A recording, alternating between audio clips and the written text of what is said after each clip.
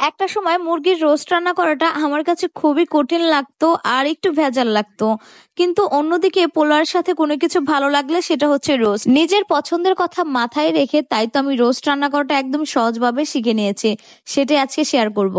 আসসালামু আলাইকুম, সবাই কেমন আছেন? আশা করছি ভালো আছেন।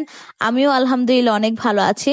আমার মতো হয়তোবা অনেকেই আছে যে রোস্ট রান্না করাটা তাদের কাছে ভেজাল লাগে বা মনে হয় যে অনেক কিছু প্রয়োজন হয় রোস্ট রান্না করতে। আসলে সেরকম কিছুই না, আপনি চাইলে ঘরে থাকা উপকরণ দিয়েও কিন্তু রান্না করতে পারবেন। আমি প্রথমে হচ্ছে মুরগিগুলি রোস্টের আকারে কেটে নিয়েছি, তারপর একটু লবণ মাখিয়ে রেখে দিয়েছি। এখন আমার মশলা তৈরি করার পালা। এখানে হচ্ছে আমি কিছুটা পেঁয়াজ আর কাঁচামরিচ আর হচ্ছে কাজু বাদাম একসাথে ব্লেন্ডার করে নিয়েছি। তারপরে দিয়ে দিলাম টক দই। আমি হচ্ছে রান্নার আগে সব মশলাগুলি এভাবে মানে মাখিয়ে রেখে দেই, তাহলে রান্না করাটা আমার কাছে খুবই সহজ মনে হয়।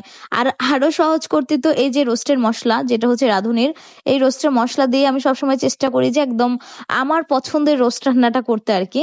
তারপরে এখানে রোস্টের মশলা দেওয়ার পর ঘরে থাকা কিছু মশলা দিলাম, কিছুটা মরিচের গুঁড়ো, তারপর হচ্ছে ধনিয়া গুঁড়ো, জিরার গুঁড়ো, লবণ আর আদা রসুন বাটা দিয়ে ভালোভাবে মিশিয়ে নিচ্ছিলাম।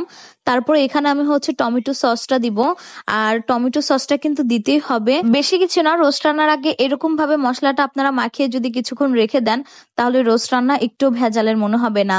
তারপর তো আমি এখানে সুন্দরভাবে রোস্টের পিসগুলো আগে ভেজে নেব, মানে মুরগির পিসগুলি সুন্দর করে ঢেকে ঢেকে ভেজে নেব।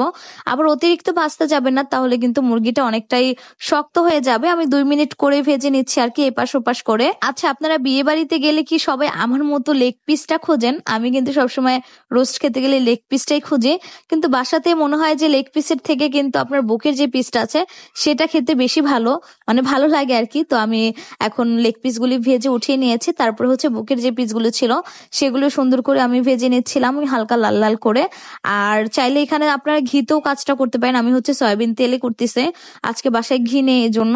তারপর বেশ কিছুটা পেঁয়াজ দিয়ে আমি বেরেস্তা করে নেব। এই যে এই ফ্রাই প্যানে আমি হচ্ছে মুরগিগুলি ভেজে তারপর হচ্ছে আরো কিছুটা তেল দিয়ে আমি হচ্ছে বেরেস্তা করে নিচ্ছি। আর বেরেস্তাটা আমি সবসময় একটু বেশি তেলেই করতে পছন্দ করি। আর যে এরকম এরকম একটু লাল লাল হয়ে যাবে তখন আমি অর্ধেকটা উঠিয়ে নেব, অর্ধেকটা উঠিয়ে রেখে দিব, আর বাকি অর্ধেকটা আমি রোস্ট রান্না করব।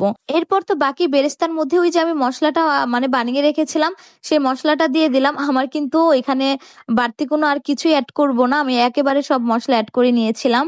রোস্ট রান্নার আগে যদি আপনারা এরকম ভাবে মশলাটা রেডি করে নেন তাহলে কিন্তু রান্না করতে একদমই ভেজাল মনে হবে না।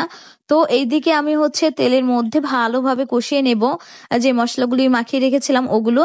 তো অন্য চুলা আমি একটু পোলাও রান্না করে নিচ্ছিলাম, আর কষানোর জন্য আমি হচ্ছে পানি দিয়ে দিলাম আর কি। আর এই চুলা আমি পোলাও রান্না করে নিব।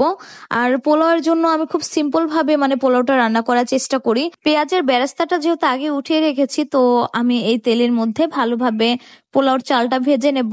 আর পোলাওর চালটা যত ভালোভাবে ভাজা হবে আপনার পোলাওটা কিন্তু তত ঝরঝরা হবে। আমার কাছে মনে হয় যে পোলাওটা যেভাবে রান্না করা হোক না কেন, যদি ঝরঝরে হয় তাহলে কিন্তু খেতে ভীষণ ভালো লাগে। আর আমি সবসময় মেপে পানি দিয়ে, আমি গরম পানিটা আগেই করে নিয়েছিলাম আর কি। তারপর তো এখানে দিয়ে কিছুটা কাঁচামরিচ দিয়ে দিলাম আমি, তারপরে হচ্ছে গাজর কুচি দিয়ে দিব।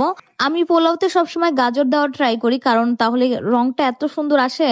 পরবর্তীতে আমি লবণ দিয়ে দিলাম, চাইলে এখানে গুঁড়ো দুধ বা লিকুইড দুধেও ওই দেওয়া যাবে আর কি, আমি আর দিলাম না। আর এইদিকে কিন্তু রোস্টের মশলাটা আমি পানি দিয়ে খুব ভালোভাবে মিশিয়ে নিয়েছিলাম, মিশিয়ে বলতে কষিয়ে নিয়েছি। তেলটা ছেড়ে দিলে তারপরে রোস্টের পিসগুলো আমি এখানে দিয়ে একটু নেড়ে চেড়ে দিচ্ছি। আমার রোস্ট অনুযায়ী হাঁড়িটা একটু ছোট হয়ে গেছে, আর একটু বড় হলে ভালো হতো। তো যাই হোক, এটাতেই রান্না করে নিব। তারপরে আমি রান্নার জন্য মানে বাকি রান্নাটার জন্য আমি কিছুটা পানি অ্যাড করে এখন ঢাকনা দিয়ে দিব। আর নামানোর আগে আরো কিছু জিনিস দিব অবশ্য, সেগুলিও দেখাবো। আর এইদিকে হচ্ছে পোলাওটা এখন একটু নেড়ে চেড়ে দিব। আমি তাওয়ার উপরে বসিয়ে দিয়েছি, যখন হালকা হালকা পানি থাকবে তখনই আমি তাওয়ার উপরে বসিয়ে দিই। অল্প অল্প আছে, দেখা যায় একদম ঝরঝরে হয়ে যায়। তো এখানে আরেকটু পানি আছে, আরেকটু পানি আমি ভালোভাবে শুকিয়ে নেব ঢাকনা দিয়ে। আর এইদিকে দেখেন রোস্টটাও কিন্তু অনেকটা হয়ে যাচ্ছে। এখন এখানে আমি হচ্ছে দুধ দিয়ে দিব। দুধ না দিলে কিন্তু রোস্টটা একটু ভালো লাগবে না। আর ঘি দেওয়ার ট্রাই করবেন, ঘি দিলে কিন্তু স্বাদ আরো বেশি ভালো লাগে।